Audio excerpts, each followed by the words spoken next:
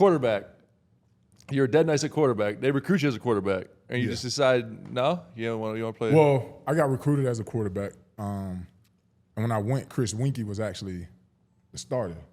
But Chris Winkie was 117 years old. He was 117. Yeah, so Wink got drafted baseball, played baseball for some years, came back, and when he came back, he was like 25. Yeah.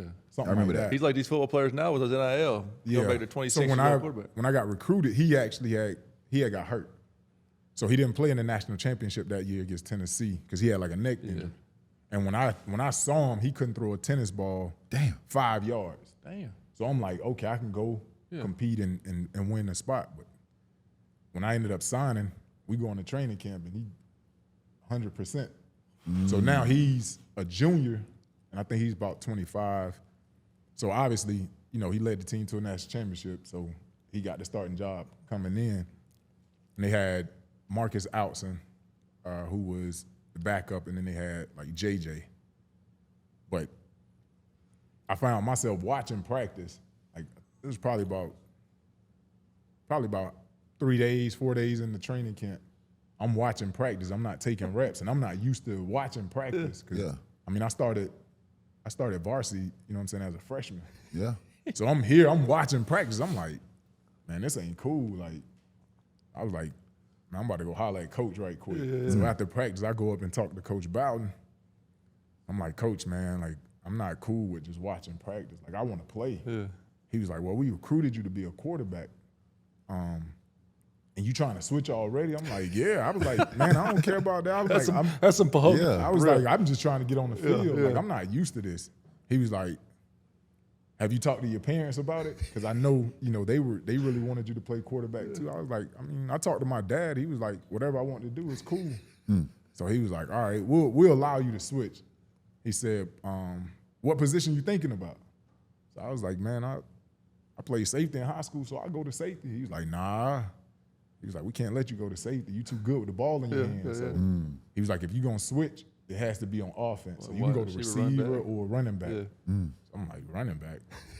I'll go to receiver. I had never played receiver before. Wow. And the room that I went into, the receiver room, it was like Peter Ward, Ron Dugans, Lavernius Cole, Snoop Menace. It was all these dudes who got drafted. Snoop. And I'm walking in there as a quarterback. You know what I'm saying? But 2 weeks later, we play Louisiana Tech. I get 2 touchdowns. First game. Hey, man, listen, that's crazy. That's crazy, dog. That's crazy. Hey, the funny thing is UD can kind of take some credit for you being a Hall of Fame wide receiver then, because you went to Florida, which is where you should have went. You might have been a starting quarterback. We never saw you as a wide receiver. We can tell people why. We gonna get into that later, man. But the crazy thing is, and the kids at home can take a page out your book, Man, though, bro, real. because you started your freshman year as a freshman in varsity, get to college and hit with some adversity. Yeah. Ain't quit. No. Ain't jump in the portal. Yeah. Ain't do none of that. Hey, coach, I want to be on the field. What I got to do? Yeah. What I got to do to be? And this the great Bobby Bowden, by the way. This ain't no duck. Yeah. He go to talk to Bobby Bowden. I tell you, it took me 2 years to speak to Riles. It did, dog. I ain't say to Riley for 2 years. This is the great Pat Riley. What the fuck I'm gonna say to him? Yeah. He went and hollered at Bobby Bowden. His future was on the line. So all you kids at home, man, shit get a little tough, man. Hang in there, man, and go. And then at the same time, he wasn't scared to bet on himself. I changed positions because I know I could do it. Coach, you just went there as a quarterback and got 2 tugboats as a freshman. That's crazy, dog. I got a question about Bobby Bowden because my homeboy used to play for Florida State. Cook, Cleveland Thomas. He played cornerback. You know Cook? Yeah. Cook told me Bobby Bowden used to say 6 words a day.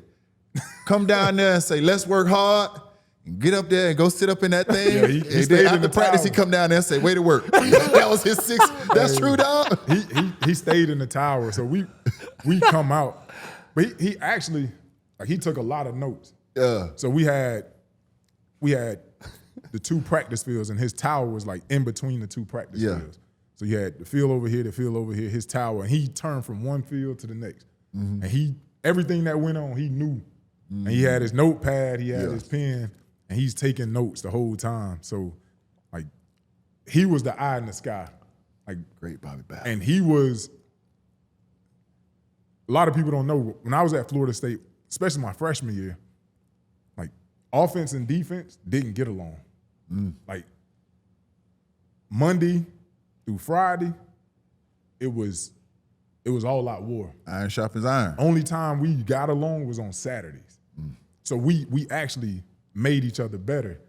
And it was Mickey Andrews and Chuck Amato on the defensive side. Defensive coordinator, Mickey. And then we had Mark Rick, who was the offensive coordinator. Rick.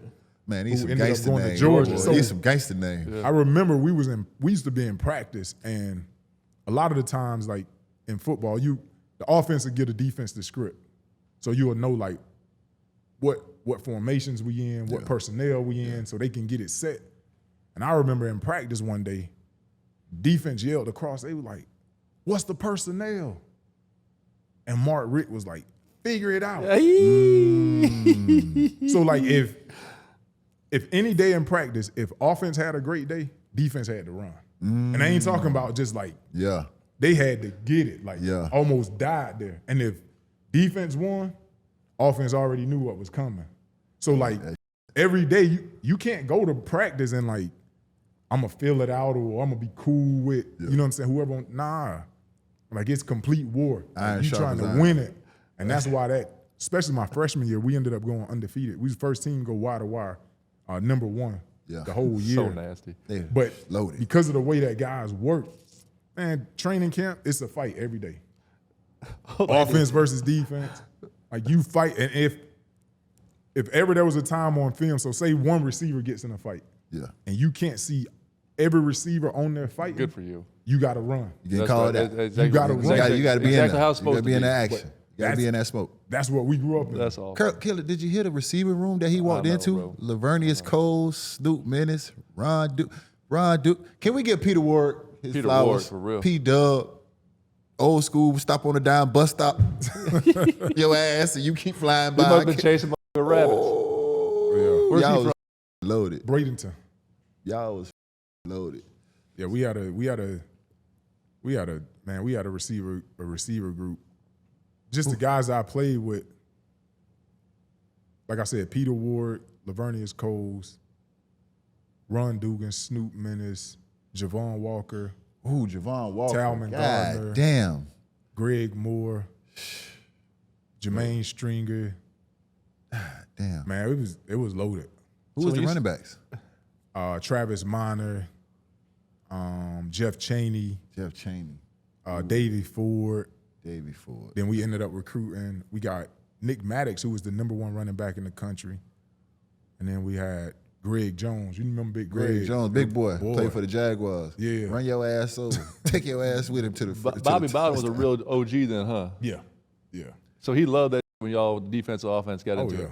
See, that's the type of shit I like too. Do you think, like, and as, you know, as Bobby Bowden got a little older, because you look at the coaches that have been, like, so instrumental in college football and winning and setting the tone, did you feel like as they got a little bit older, it was just a different generation that just didn't know who Bobby Bowden was and just didn't have the same admiration and respect that you did? Yeah. Because, listen, Pat Riley didn't have to earn my respect. Bobby Bowden didn't have to earn your respect. But now when you 2-3 generations remove and they don't know no better, Exactly. you think that impacts it a little bit? Because I see it all the time.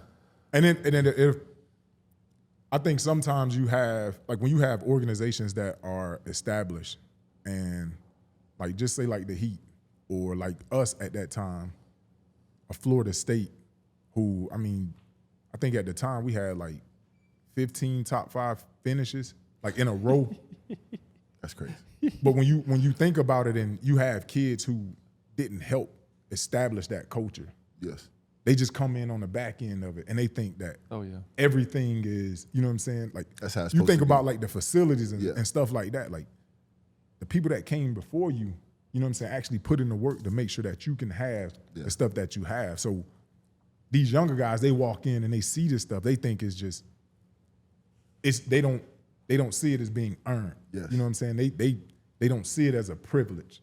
They think it's This is supposed to be. mandatory. This is what it's supposed to be. This This is how it's supposed to be. They don't know the work that was put in to earn that. Like when we were there, we had mat drills.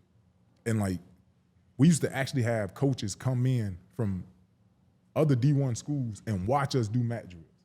Because they wanted to see why was Florida State so good? Why were they top 5 finishers in 15 years in a row. And like at one point, we were the only team doing mat drills. What is that? So mat drills is our winter conditioning. So just think for an hour plus straight conditioning. And what they used to do, like this is old school. They used to turn up the heat and turn off the water. So it wasn't no breaks. It wasn't, your only break was going from one drill to the next. But going from one drill to the next, you gotta run. Oh. So it was no like, take your time, get there. So it's like stations, and you just stations, and you just running through them. Oh man, and And breaking is frowned upon. If you quit, that's frowned upon. You ain't quitting. You can't.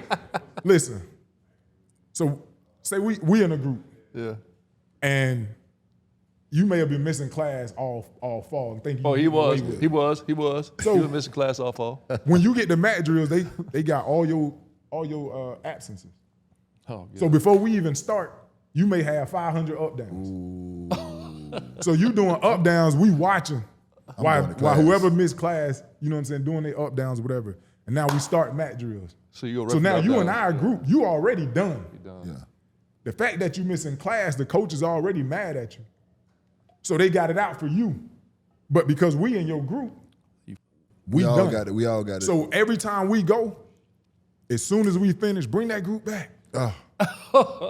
So, but that's the and you got a list. So every morning you go in the gym, you looking at that list. Who's in my group?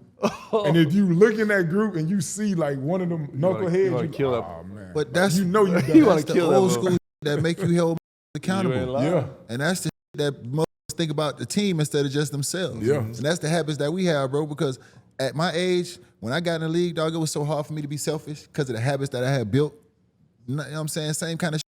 If we lose, if I lose, if I do something wrong, all of us lose. If I mess up, we all got to suffer. Here is a dirty little secret that insurance industry may want to keep under wraps. Insurance companies profit by holding on to your money for as long as possible. So after an accident, they might do whatever they can to delay or deny your claim. This way, they can keep those profits growing. Morgan & Morgan fights hard against these corporations to fight to make sure you get every dollar you deserve. When in court, the insurance companies want juries to think that at-fault driver is the one paying the verdict amount. Meanwhile, it's really the insurance companies who are covering the cost. When Morgan & Morgan takes on a case, they're almost always going after the big insurance companies and not the individuals at fault. Morgan & Morgan fights hard for their clients, and these corporations know that. A recent client in Pennsylvania just received $29 million. That's $29 million. Insurer's best offer was $500,000. Another recent client in Florida received $20 million. Last offer, zero. There's a reason why Morgan & Morgan is America's largest injury firm. Hiring the wrong firm can be disastrous. Hiring the right firm could substantially increase your settlement. With Morgan & Morgan, it's easy to get started, and their fee is free unless they win. Just visit forthepeople.com/OGs or dial #law 529. That's forthepeople.com/OGs or dial #law 529. This, my friends, is a paid advertisement. Fight fans, UFC 317 is almost here, and it's shaping up to be a can't-miss card. With high-stakes matchups and title implications on the line, every punch, kick, and takedown counts. There's no better way to get in the action than with my partners at DraftKings Sportsbook. Right now, new customers who bet just $5 get $150 in bonus bets instantly. No matter who you're backing in the octagon, now's the time to make your picks. Download the DraftKings Sportsbook app and sign up using my promo code OGs. The crown is yours. Stay in on the action and use your $150 in bonus bets on DraftKings same-game parlays for a shot at an even bigger payout. Combine multiple bets together from the same game. Love the thrill of live betting? DraftKings has got you covered. Bet live in-progress games right as they happen, making watching the game that much more exciting. If sports betting is not yet available in your state, don't worry. You can still join in on all the fun with DraftKings Pick 6 and have the shot to win cash prizes. Download the DraftKings Sportsbook app now. New customers use my promo code OGs and bet just $5 on any wager and get $150 in bonus bets instantly. That's promo code OGs only at DraftKings Sportsbook.